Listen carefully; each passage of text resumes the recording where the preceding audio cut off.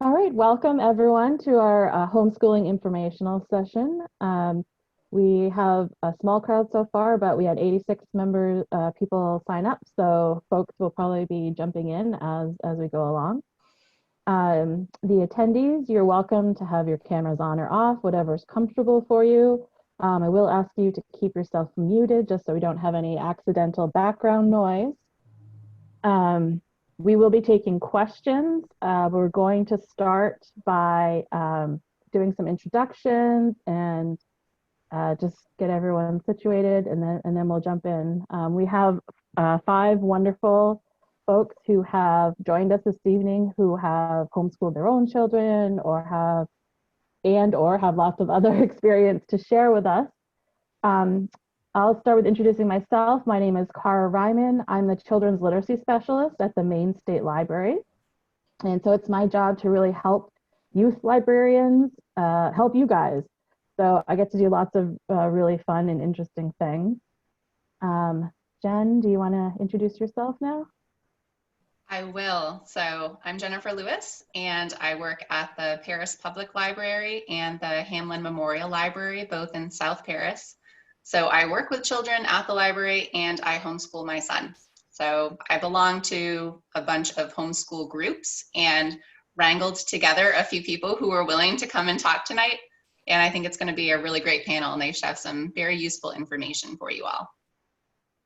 Yes, big thank you to Jen for hooking all of us up together to make this happen.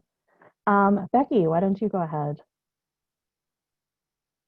Okay, my name is Becky Grant Whedon, and I live in Wilton, and I have 3 sons that I've been homeschooling since for 15 years, and they are 21, 18, and almost 13.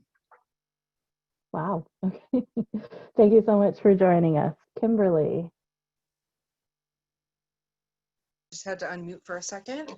Hi, I'm Kimberly. I'm from Kingfield. I've been homeschooling my 15-year-old since 4th grade.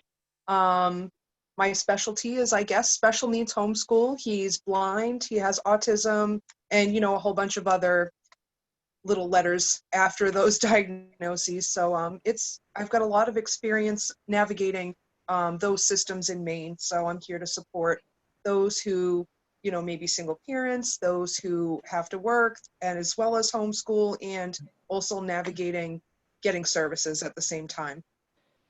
Excellent. Thank you so much. Thank you so much for inviting me as well.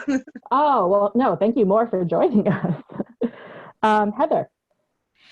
Hi, my name is Heather, and I've been homeschooling my son, who did return back to public school, and then he's out. He also did virtual for a while, so he did kind of a mixture of different things. I am homeschooling him this year, and he's going to be doing his HiSET exam hopefully at the end of the year, so that'll be a new experience for us. He'll be 17 on Halloween. I also have a daughter who will be 1 year old on Monday.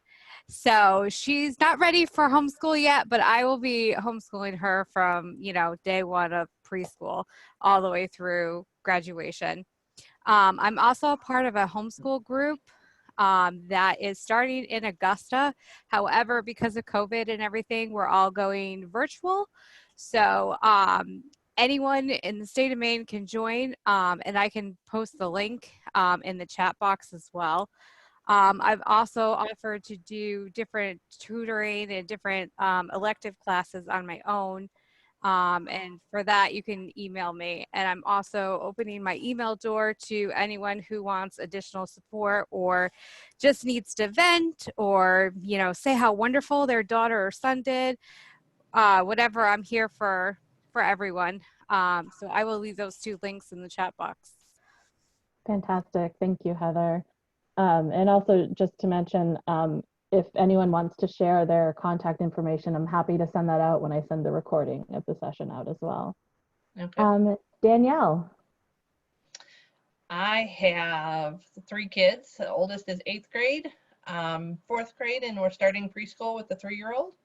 We're in South Paris, and this is technically our 5th year of homeschooling, our first full year in Maine for homeschooling. But we also are homeschooling. Our two youngest are adopted, and the middle has some trauma history. So it's been an adventure figuring out what works best for him in regards to dealing with social skills as well as self-control, in addition to schooling at the same time. Okay. All right, thank you. And last but not least, we are joined by Heidi. Hi, everyone, and thanks for inviting me. I am State Representative Heidi Sampson. I live in Alfred. I have homeschooled my children and numerous other children for about 25 years. All my children have now grown and are married, and we're starting the next generation of homeschool little guys. My oldest grandson is going to be 7 in a couple of days.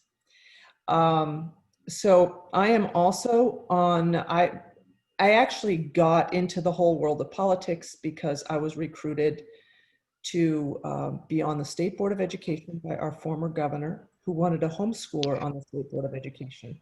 So that was a first in the nation kind of experience. They didn't know what to do with a radical homeschooler. And so that has launched me into the world of public education, charter schools, private schools, you name it, alternative education.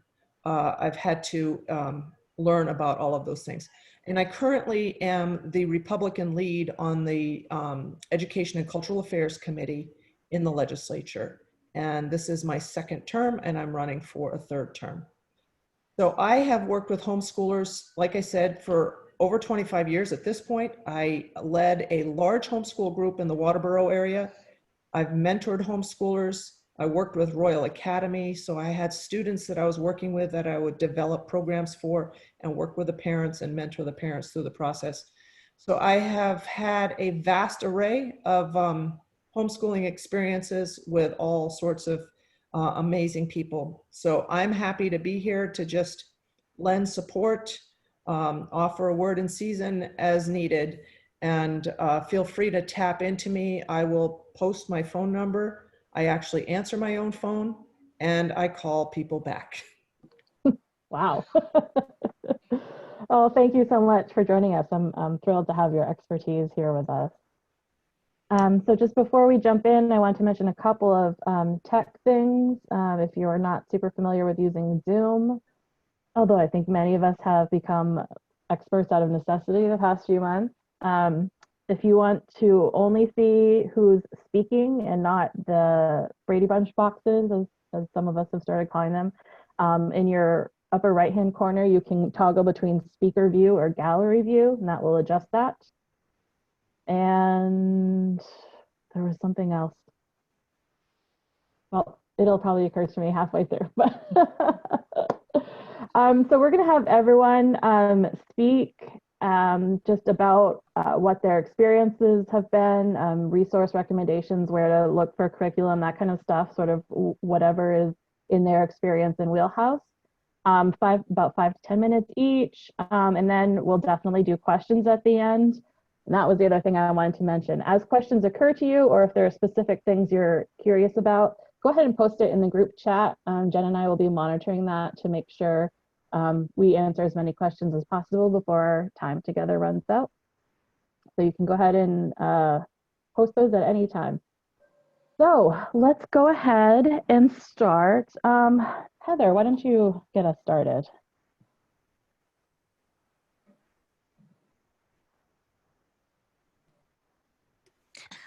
Okay. So my experience started when I moved to Maine. My son, who loved school and usually did very well, all of a sudden, it became the opposite. He didn't like it. And, make a long story short, the straw broke the camel's back, and I marched into the school and pulled him out and told the school I was homeschooling. I was done. I never even knew of homeschooling except for hearing it. So I didn't really know what I was doing. I was just running on adrenaline. And the principal asked me, is there anything I can do to keep you to stay, and I said, nope. I said, but you can give me a copy of your curriculum. And I didn't even know what I was saying. But I went home and I'm like, oh my God, what did I do? So I looked at the curriculum and I was like, what is this? I was like, all right, trash or recycle. Um, and I started unschooling. And I didn't know that that's what it was called at the time, but that's what we did. And he really enjoyed it. He started excelling again. He started liking it. And over the years, I just learned so much more. Unfortunately, I didn't know about any homeschool groups at the time. So the reason why he went back to public school is because we were really missing that social piece. The kids and stuff around us were all very younger, and it was a help, but it was not enough. And with his high level of anxiety and stuff, we really needed to work on that social piece. So that's why he went back to school. I really didn't have any problems putting him back to school, but I also demanded an IEP, which, carried through with him. Um, so with this year too, with COVID and stuff, we are just, public school is not for him. So we are once again, doing the unschooling, and his focus is on, he just wants to be done with school. So I said, okay. So I said, you're going to be 17. You can sit for your exam at 17. I said, if you pass, you're done. If not, you have to do 12th grade.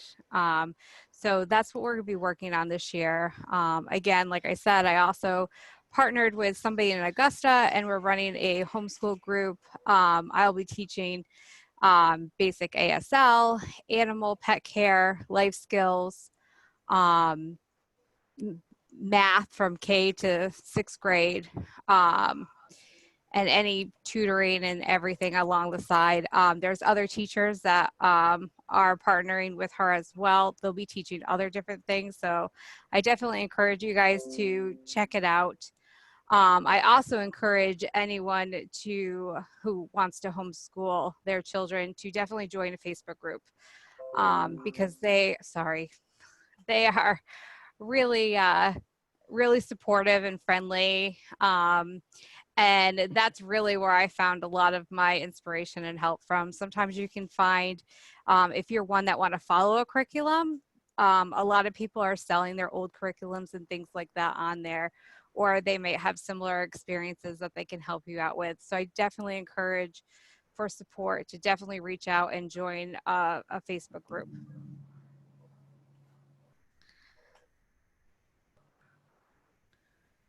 Okay, thank you so much, Heather. Danielle, why don't you go next? Like I said, we're fixing to start into high school next year, and that's going to be an adventure, but we do things a little differently. To homeschool was that we have somebody else keeping records. So we use an umbrella academy, and 6th grade, they stick with their curriculum, but it's all in books. So we're still homeschooling, but they do end of the year exams and keep their transcripts and grades for us for junior high and high school. We just started our 4th grader on their curriculum just to get him used to it before his records are official. But prior to that, we kind of do a real easy, lots of play, learn until 1st or 2nd grade, and then we start a little bit more bookwork. So my almost 4-year-old is doing lots and lots of hands-on right now, but my 4th grader is still as well. My 8th grader is pushing hard on books this year. He's enjoying it, but it's a pretty good load. I'll agree with Heather, Facebook pages or groups are essential, but make sure you're getting enough time for you as a parent too, because you're a parent first and foremost, you're a teacher second.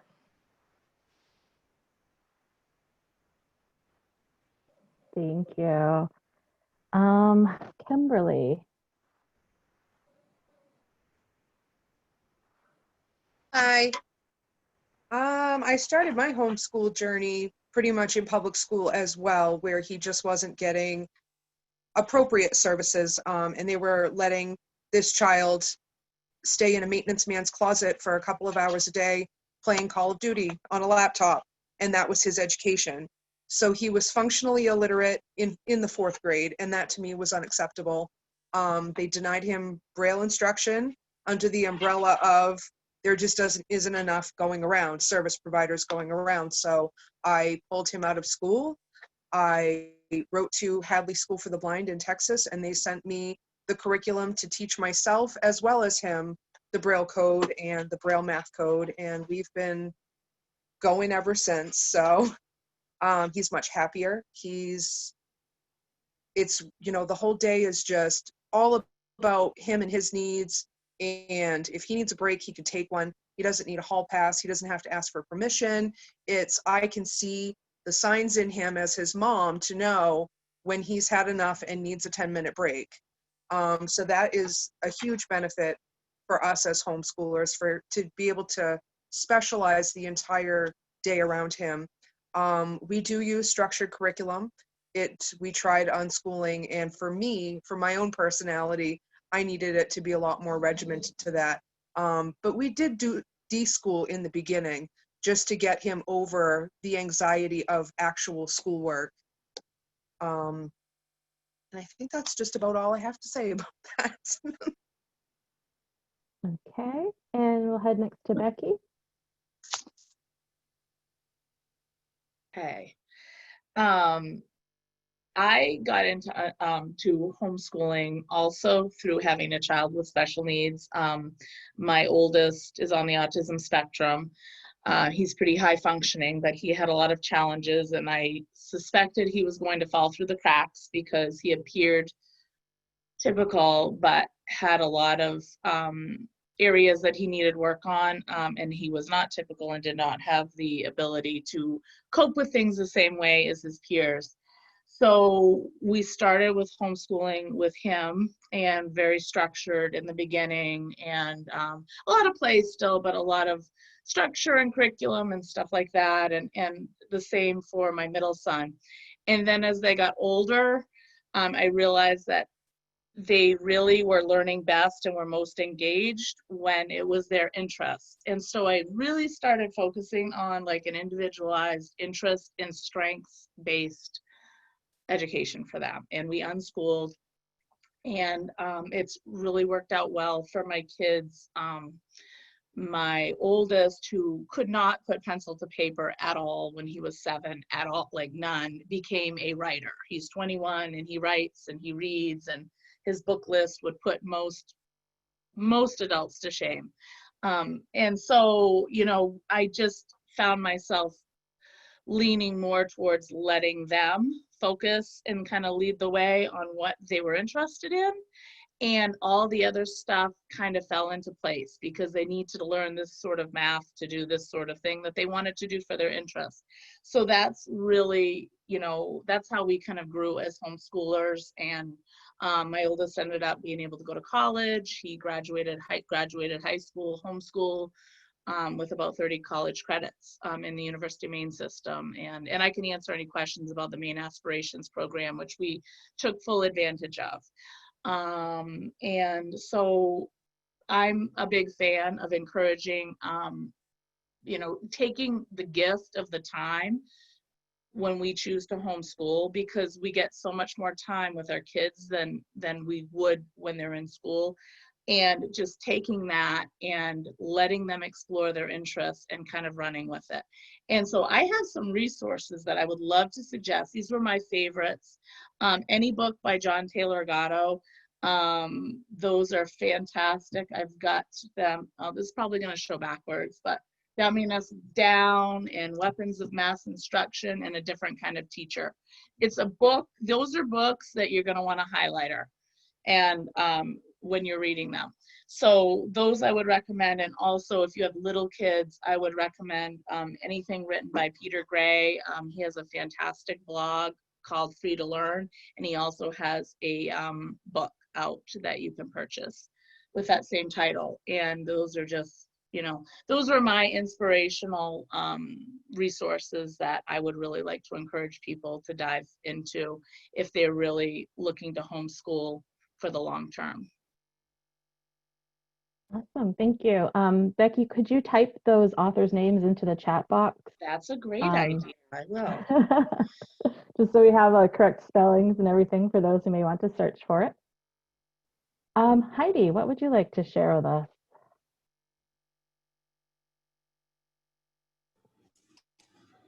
Well, I would echo what Becky just said. John Taylor Gatto is my hero. One of the resources I would add to that is Dr. Raymond and Dorothy Moore. I'll add that to the chat. And the Successful Homeschool Handbook. I think that that's a must read. He is sort of the father of homeschooling, and he paved the way for us to be doing what we're doing today. Now, I started homeschooling back in right at the turn of 1990s. So it's been a while, and there weren't a whole lot of people that were doing it. And anyone that knows me, and Becky will laugh, I sort of am emphatic when I say things. And I was one of those people that said, I will never, ever homeschool. And so watch what you say, because my oldest was in the public school. And you would not believe this, but it was the principal, who was an amazing man who loved kids. And he was the one that challenged me to homeschool him. And he was never diagnosed with anything. We were on the track of IEP, investigating an IEP and all that. But he was just an incredibly creative kid whose imagination was out in orbit somewhere. And he was a little guy that, as the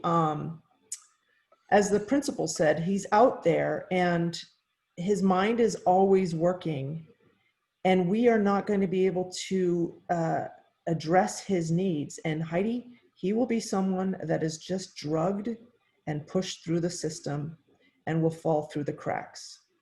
Obviously, that started me on a journey, and I had my own business, and so I had to readjust everything. Well, after the first year of absolute disaster of just trying to duplicate school and really trying extra hard to be successful at doing what they were doing in school that was already not successful. It was sort of like beating my head against the wall, and I was ready for a padded cell. And it was really the principal, when I called him and said, I'm giving him back, I don't want to do this anymore, who told me there are many ways that learning happens. And he started me on a journey that has taken me to where I am today. And I'm telling you, Becky was touching on it. Some of you were talking about unschooling. There's a difference. We can talk about unschooling, deschooling, and traditional schooling, and we can explore all that. But I learned that it's critical to have this guided discovery where there's a flicker in every child, and every child has a unique potential, and every child needs to be able to pursue that unique potential, and it will be a motivator for them. So when you put rich resources in front of them and just open the door, they start to pursue things. And one of the things I challenge homeschoolers to do is to come up with a mission. What do you want for each child? What is it that is important to you? You are looking at this child, you know them better than anyone else. And what is it that's important? And so I had a mission, and my mission was very simple. I wanted my children to learn to love learning and to know where to find stuff. And with those two things, I can honestly say, with my oldest son, almost 34, that I've created lifelong learners, and that all of my kids pursue learning with a gusto. And that is really that's a life skill. Learning is a life skill. And instead of shutting them down, you're opening the window and letting them fly. So I used a variety of resources. It's like there's so many, but essentially I came down to the fact that it was important to find the thing that motivated each child, and to try and tailor things around that and get all the necessary, coursework that needs to be done, but in different ways. So there's a treasure trove of information out there. There are tons of resources now. Homeschoolers have created some of the most amazing educational resources. I mean, when I started, there was nothing. There were just a few Calvert, I think it was Calvert and Becca and Bob Jones, and then just whatever the schools would provide. So now we've just got a ton of things. So I'll leave it at that, but you know, we can pick at some of that and explore that further. And obviously people can reach out to me. Thanks. Excellent. Thank you, Heidi. Thanks for doing some of that work for us back in the day. Jen, do you want to share anything from your experience as a homeschool mom or as a librarian? I can. So I think it's worth pointing out, since a lot of you are really just coming in. I remember when I was just starting out, I just had no idea what to do to start. I'm like, I don't know what the norm is. I feel like one of the first things I learned when I started meeting up with other homeschooling families is there is not a norm. Everyone does something different. So you can do anything from buying a complete curriculum that someone has created that you just use to teach your child or children at home, to patching something together, which is actually what I do. So I will look up benchmarks for various grade levels and use that as a starting point and build off from that. So I buy a few materials. We use a lot of things from the library, which I definitely want to put in plugs for your local libraries. Utilize them, talk to those people. They are great resources. And then you can go the route of unschooling, which means you don't use a curriculum at all. I mean, anyone can correct me if I'm wrong here, but my understanding of unschooling is you basically pursue your child's passions. So whatever they are into at that given moment, you delve into that as much as you possibly can, which I have done to some degree with my son. He's 11. And he definitely went through a stage where he wanted to learn about nothing but black holes. And I mean nothing but black holes. And we watched every documentary that exists on black holes. And I feel like he could basically have a conversation with an astrophysicist about them. And then, you know, it just is, it's really fun to watch them learn that way because they absorb everything. So I guess you have to think about how your child or children will learn best. Some kids will do great with a pre-made curriculum that you can just go through, which is definitely the least amount of work from a parental point of view. I would say you can just purchase it and off you go. And especially if you're thinking you're just doing this short term for COVID reasons. But if you want to not spend the money on a curriculum like me because I'm cheap, that's why I patch mine together. So that's another thing you can do, is just get a few, you know, workbooks or something that are at your child's grade level, and then you can build off from those by borrowing things from the library, or you can go the unschooling route. There's just so many different options. Thanks, Jen.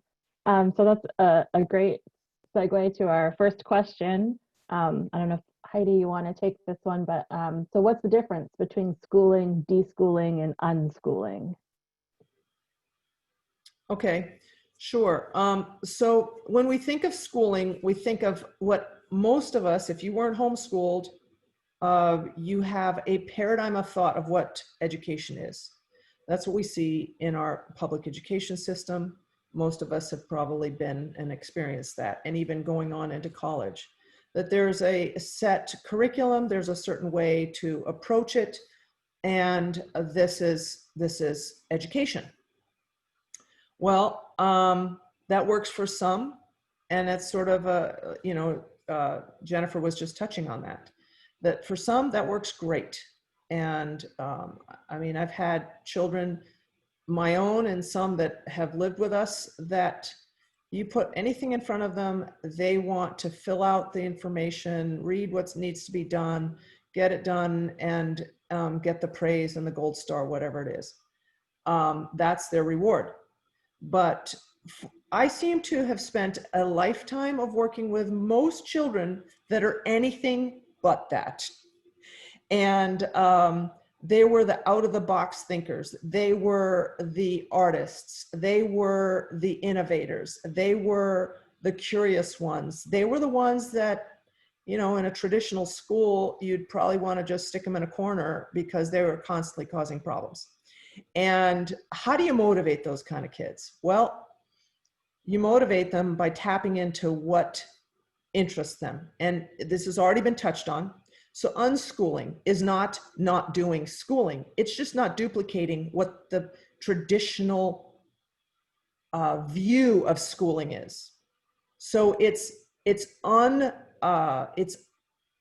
learning at the very root and using the very natural curiosities and inquiries that every child has. I mean, think about a child. Some of you have little people. Think about when they first start talking. What is the number one thing that they ask all the time at a certain age? Why? Why this? Why that? Why? Why? Why are they asking that? It's because they're trying to fill the holes of their information. And typically, a child goes to school and no longer can they ask why. And this was something that this principal, his name was Frank Terezwich, amazing guy. And he told me, he said, by the time kids get to the 3rd grade, whether they've been in Head Start, whether they've had early learning, or whether they just show up and have never done any kind of formal education, by the 3rd grade, they're all at the same level. And what he found and what he shared with me, and then I've learned in my research, is that usually by the 3rd grade, kids have sort of plateaued in their interest in learning, because the very thing that I just mentioned, that curiosity, has pretty much been damped down significantly, and in some cases totally squashed. And that's why you see kids react, because they can't fill those holes of their lack of understanding or knowledge. They're not allowed to ask why anymore. They're not allowed to wonder anymore. And so they're asked that, because of traditional education and because of the structure of the classroom, it's like, no, don't ask. We're not going to answer your question why. I want you to tell me what did I just tell you? What is the answer to this? And it shifts. So then kids, that curiosity starts to wane.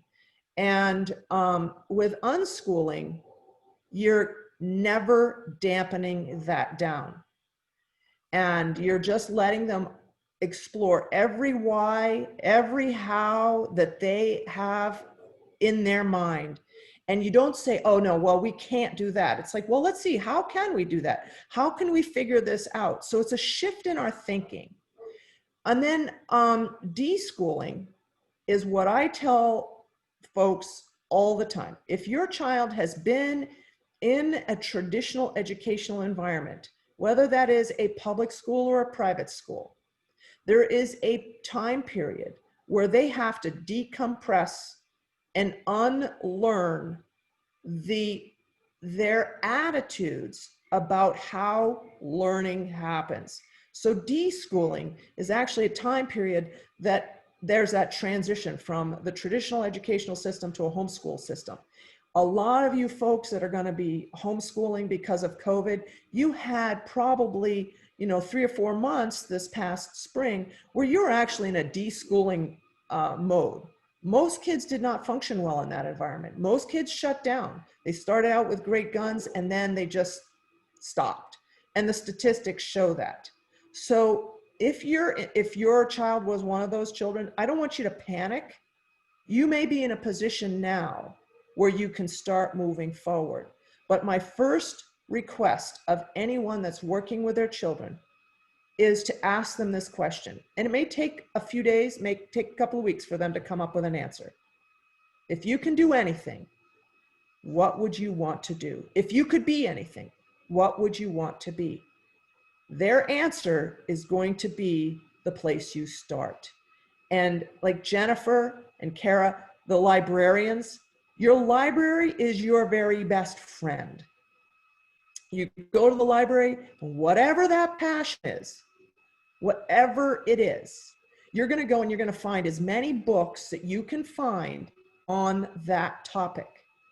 And what you're going to start discovering, and this is what the beauty of unschooling is, and I want to sort of demystify that because people freak out when you hear the word unschooling, like they're not doing anything. Well, actually, they're going into the bedrock because of the passions these kids have. What you're going to be doing is you're going to find that learning is all interconnected. Our traditional public education system and traditional education system is a compartmentalized form of education. Everything's separated. Unschooling, you can pull everything together and they're going to morph from one interest into another, into another. And it is an amazing thing to watch. And I want to have moms and dads' hearts and grandparents, their hearts sort of calm down. That whole idea of like, oh my gosh, where am I going to go with this? Go to the library, start there. And read to them. If they can read by themselves, great. But the library is your best friend. Documentaries are another great place. So I'll leave it at that, but hopefully I answered that question. Absolutely. Thank you. And I will always say thank you for the library shout out. Our next couple of questions are more on the college end of things. Heather, you spoke about a test that your 17-year-old will take. Can you tell us what that test is, a little more about that? Yep. So he will take a high set exam, and that's basically a high school equivalency. I briefly after I gave him the choice, and then he said yes, he was serious about it. He wanted to do that. I looked into it, and I was comparing high set compared to GED. And I think it was Janice who mentioned that she thought that colleges, might not be so accepting of homeschoolers. So I have heard that too, but I have also not really found that to be true. However, just in case it happens to be true, I would rather him have something, some kind of a test that he can show. And I found that the high set was a little bit higher than the GED. This is my first experience with this, so our adventure is only just beginning. So I don't have too much experience to speak of that other than what I've already seen. I did see that if you homeschool, you can literally make up your own like little diploma, and your child is graduating. I know if I was a college professor or, the intake, I don't know how much I, would accept that. And again, I don't know the reality of that. Heidi, I know you said you had somebody that graduated. I'm not sure what you did, or Becky. So maybe you can speak if, like I said, this is only our first adventure. So but that's what I found online. And again, back to the library thing, the first thing I did was go on Minerva and find a high set book. And I clicked reserve. So I'm waiting for that to come in.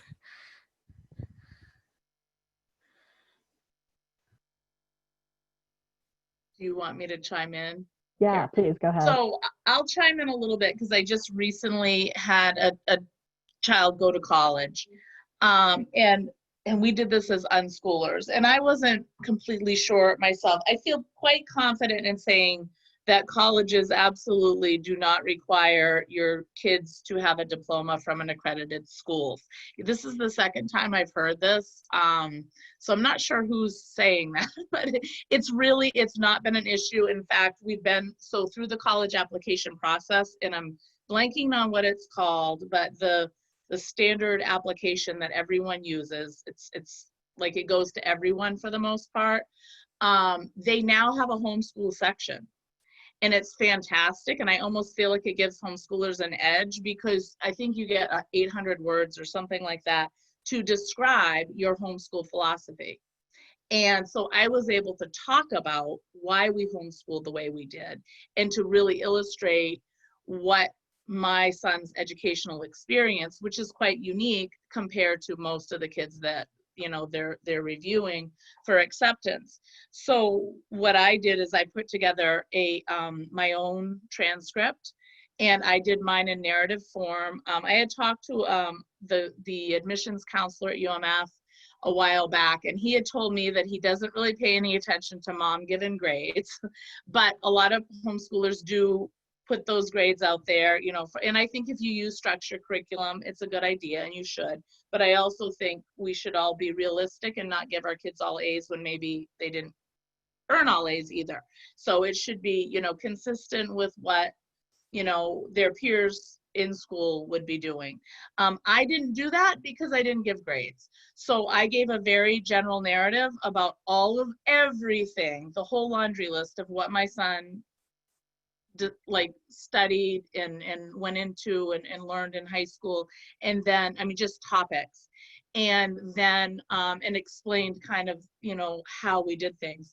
And then I did, my son took advantage of the Maine Aspirations program, and we also paid for some college classes. So like during his freshman, in the Maine Aspirations program is early college. So that's for all high school students, but usually juniors and seniors. And usually when they're in the high school, quite frankly, I don't think my son would have had access to it because other kids would have been the ones the guidance counselors would have picked. Because my son was, excuse me, homeschooled, we didn't have to go through that. We could just immediately, you know, we could apply as long as he could do the work. So I started out with my son doing college level work that we paid for to make sure he could do it before we took advantage of the Maine Aspirations program. Because that's just me. And I, you know, if he bombed at it, I didn't want it to be on that program. And so I really helped him get, like, pick really good classes in his interests and things that I felt like he could be really successful at as a teenager, so that, you know, he could have a good experience and that could be a solid thing to put on his transcript. So from what I understand, colleges, they do want to see something that's comparable, that they can compare to other kids. So while it doesn't need to be from an accredited school, you do need to show something like an SAT, or if they've taken the GED or the HiSAT, or any types of college classes, or just something where they've been evaluated by someone else or have some sort of score to compare to other people who've taken it. My son didn't happen to take the GED or the SAT, but he had taken a lot of college classes. So that's where he got his like credibility as a student and could prove that he could do the work. So, but we really focused on his passions, which was like music. He took a lot of music. He probably has a minor in music at UMA from his classes that he took, and a lot of philosophy, and he was a writer, so he took college English at UMF as a junior. So those sort, we just really were really careful about what we picked, so that he could be successful and get a good experience out of it. That was a really long answer, I'm sorry. But anyway, the point is, yes, you can do it without an accredited school. Awesome. Thank you, Becky. If I could just jump in and tag team on this. With regard to higher education, colleges, many colleges are actually recruiting homeschoolers because they know they're self-starters and they're already proven learners. So there's actually, for some reason, this rumor going around that colleges don't want homeschoolers. That is not at all true. I actually, one of my children got a full ride to a college. And I mean, I don't want to go down the whole, you know, how to put a transcript together and everything, because that in and of itself can be very time consuming. But I will say this, along with your line of asking your child what they would like to do if they could do anything in the world, and let them tap into their imagination and think, okay, that's the first thing. But once they get into high school, I would suggest their freshman year, you start looking at some of the colleges, and I don't care, pick any college, you know, shoot for the stars, you might hit the moon kind of principle. Go for broke. Talk to different colleges, any college that might have the area of study that your child is interested in. Then talk to the admissions office. Go there and talk to them. If it's far away, call them. Find out what, you know, say, I am a homeschooler and I want to know what it is that you all expect from homeschoolers, because every university has a different set of requirements. My son that got a full scholarship went to a school in Mississippi that I didn't even know existed. And he got a full ride. I didn't even know that was possible. But anyway, do your homework early, because like what Becky was saying, different admissions offices are expecting different things. In some cases, they want a very standardized transcript. There are people out there that can help you with that. There are also resources out there that can help you with that. There are templates that can help you to do that. Keeping accurate records, because there may come a time that they actually ask you to prove something. But one of the pieces that I think is extremely important, you got to remember that if you homeschool, one of the things you agree to do is an end of the year assessment of some sort, whether it's a standardized test or portfolio. Those have to be looked at by a certified teacher in the state of Maine. If you use, and you're following this year after year after year, you use the same person, they're going to have a pretty good record of what your child can do. They can write a letter that goes along with a transcript to verify what your child has done. And that, yes, when that, mom gives that child an A for that physics course, yes, he got an A, I saw the work. So these are things there's tons of resources. I want you to be aware of that. There are people out there that can actually effectively help guide you through this. And there's also templates out there that if you're, an individual and want to do your own thing, kind of like me, you can figure it out. So there is a whole host, the full spectrum is out there. But I just want you all to think about doing your homework ahead of time, get somebody to verify what you're doing, and you're not going to have any problems. Thank you. And thank you guys for all the questions you're putting in. Is it difficult to re-enroll a child into the school system after you've done some homeschooling? Anybody who wants to take that? I never re-enrolled, but I enrolled my son. My oldest went to school for 2 years in the middle of 5th grade. He was already doing, orchestra as part of the school. So he was there, but just for the music. And we just decided to give it a shot. He went, and it was like April, March. It was really late in the school year. You can pull your child out of school to homeschool or put them in school at any time you want. Obviously, you want to put some thought into it, but we put my son in, and you just walk in and enroll him. It's no different than if you moved. It's very easy to do, and every parent has the right to put their child in school at any time that they are that they're going on. So it's very easy. You just talk to the principal. Yeah, I had no problems either putting him back into school. It was the same school district, but nonetheless, they're like, I just called them up, said I'm going to enroll him for this year, and it was easy peasy. Excellent. That's good to know. What if you've got a social child? Are there some tools available for socialization? Or can you talk about working with the schools to do band, chorus, sports, things like that?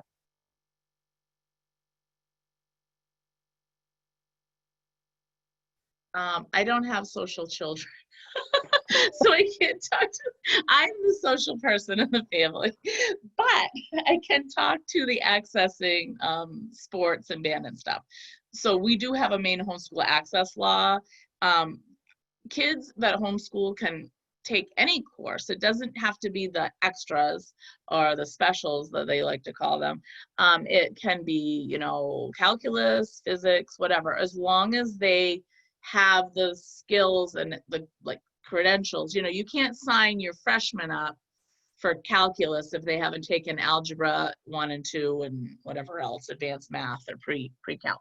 But you get what I'm saying. So as long as it's appropriate for your child's skill level and age and all of that, and they have the prerequisites, they absolutely can take a class. And it's the same thing. You just go to the building principal and tell them that you want to sign your child up for band and whatever. And it's good to talk to other local parents and find out, here we have orchestra that starts in 4th grade.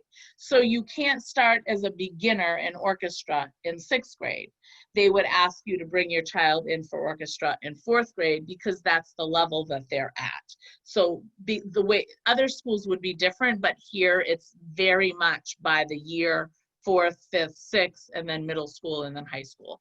So, but it's all very easy to do. And if anyone ever tells you that you can't, cite the state law, which is available right on the state DOE website. It says Maine Homeschool Access Law, it's right there in black and white that we all have access to that. And it's the same thing for sports. They can try out for the sport. They do have to follow all the rules. You know, they have to ride the bus just like everyone else to get to games and things like that. There's nothing, you know, if you bring your child into the school, they're a part-time student at that time and they have to follow everything. There's nothing special because they're homeschooled that you do anything differently than any of the other kids. So that's something important to keep in mind. I would also say this is all with the caveat that this is all going to look a lot different this year. I mean, who knows what sports and music programs are going to look like. So if you are trying to enroll your child in after school programs like sports or music or whatever, I would definitely reach out to the administration of your school and see what their plans are.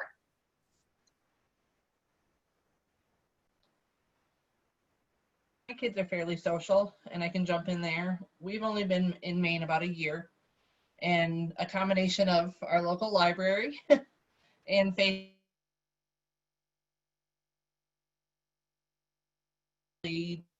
interest of our children. We're doing a preschool field trip early week after next to a farm. We're doing a dairy farm trip coming up in 2 weeks. Just different things that we've found interest in that work with my kids' interests and social levels and comfort levels. So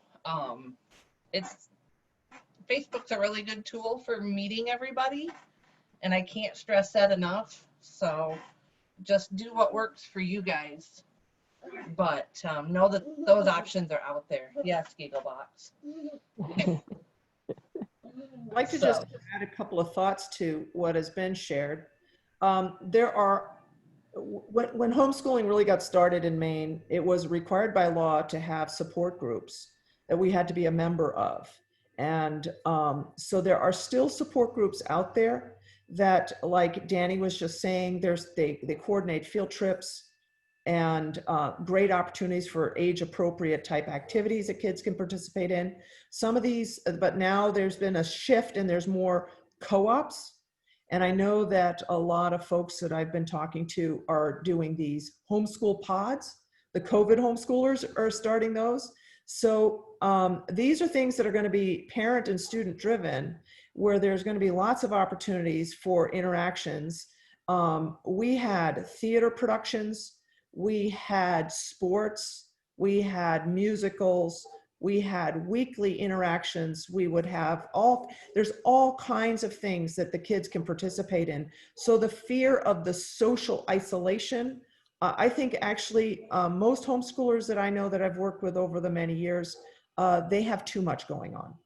And so they need to be a little more selective and back off and have a little, be home and quiet mode.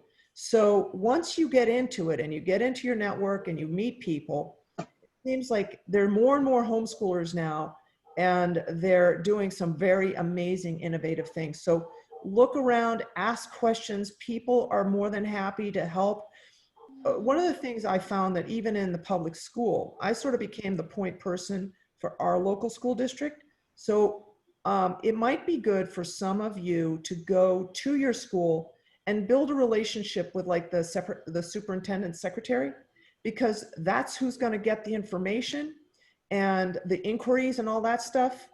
If they don't have somebody to bounce things off of and send to, these people are going to be lost. So give them a connection, and you'll find there's a lot of you guys out there now, which is really awesome. Another thing I'll throw out there is that, sorry. Nope, go ahead. Another thing I'll throw out there is that not only will your kids get enough social, depending on how you feel about it, but they'll also get social on a completely different level than they would at school. You'll find that your children are much more able to converse with adults, converse with peers of different ages, just because that's what they're being exposed to day in and day out, in addition to those that share their interests. You know, my preschooler has a friend that's 8 that they are both bonded over unicorns right now. But she mimics and picks up some of those traits and some of those characteristics they learn through play and through play with each other. And so intermingling the ages has got a lot of benefits. And I'll just add too, for your local library connection, obviously things are not back to normal yet, but a lot of libraries either provide space for groups to meet. My library had, the old library that I worked at had a program room that once a week, a whole bunch of homeschool families just came and the kids played together and the adults visited. Some libraries actually do separate programming for homeschool families. So definitely hook up with your local library and just find out what they may offer you, or they'll definitely know where to send you. We've just got a few minutes here. Let's see if we can get a couple more questions in. We had a question about finding the accredited teacher. I've seen a couple of things go by in the chat. Does anyone want to just add any last thing to that question? Well, I did address that question. Because homeschoolers can get their portfolios, they can do a portfolio as one of the forms of assessments, that most of the groups, like the co-ops and the support groups, will have 1 or 2 accredited teachers that are familiar with homeschooling and that do those reviews. So I would reach out, see who's in your local area. And if you're stuck, reach out to the local school, because maybe there's a homeschool friendly, you don't want a teacher that hates the idea of homeschooling. They're not really going to be very favorable. But there are teachers out there that would be willing to look at what you're doing. And one of the things I would suggest, okay, let me back up a little bit. When you submit your letter of intent to homeschool, the buck stops with you. You're in charge. You're now riding that horse, okay? The reins are in your hands. You control it. No one else can tell you you're not doing what you should be doing. So one of the things that's important is when you have a certified teacher looking at your materials, if you start feeling like you're being condemned because you're not doing something correctly, that's not the right person. So I just want to put that out there, because I've seen homeschoolers crushed by teachers who have a certain paradigm of thought. So I just want to put that out there. There's an awful lot of teachers that would be more than happy to look at what you're doing and to give suggestions and to help you as you guide your way through this. Because remember, if you've never done this before, you're learning just like your kids. And every one of us had to go through lots of bumps and bruises as we went through our homeschool journey. Every white hair on this head is because of my homeschooling experience, okay? It's wisdom. So there are people out there, tap into the homeschool groups. There are, go to and check out the different Facebook groups, but also you can go online. There's an awful lot of them out there, and just start asking questions. Thank you. So we did have one last question, and as a way to help us wrap up too, so the question was about what do you say to someone who may be judgmental about the fact that you're homeschooling your children? So if we could just have everyone really quickly say maybe something you would say to that, or the reason why you did homeschool, and we'll just go through everyone, and that'll be sort of our closing statement. Danielle, do you want to go? Oh, okay, Heather, go ahead. Yeah, I was waiting for this question to come up because I saw it. And so I've gotten that from my own family. So, you know, your family that's supposed to be very supportive of what you do and being a mom and everything. Nope, nope, this isn't normal. We don't do this. We send our kids to school. So, you know, you have to take a couple deep breaths and just realize that everybody is entitled to their opinion. And I just kind of was like, yep, okay, well, I understand that's what you did and that's what you felt was good for, you know, my father and my aunt, but this is what I feel is best as, you know, my child, my children's parent. And so this is what I'm going to choose to do. And then at the end of the day, you just, boom, you know, and don't even give it another thought. Thanks. We'll just go in a row. Becky? Okay, well, I could give my nice answer to those, because I don't have a whole lot of support in my family. I have a lot of support in my friends. But I like to say, because it's the truth, and it really does, public school cannot provide this for our children, which is to say, I want to provide an individualized, strengths-based, interest-led education for my child. And I had a public school teacher who I was having a lovely conversation with at a greenhouse. Just, she couldn't get over me saying that to her. Once she found out I was homeschooling, her whole demeanor towards me changed, and she kind of quizzed me on that, and that was my answer, and it worked perfectly. So I would suggest using that. But you know, there's some snarky ones that you can use too, but just, you've got to let it go. And everyone, you know, has a right to raise your kids your own way. And we don't question how other people, you know, feed their kids or any, you know, we don't question people on the spot like that. And just find something good that you can say and let it roll right off, like Heather was saying. Kimberly?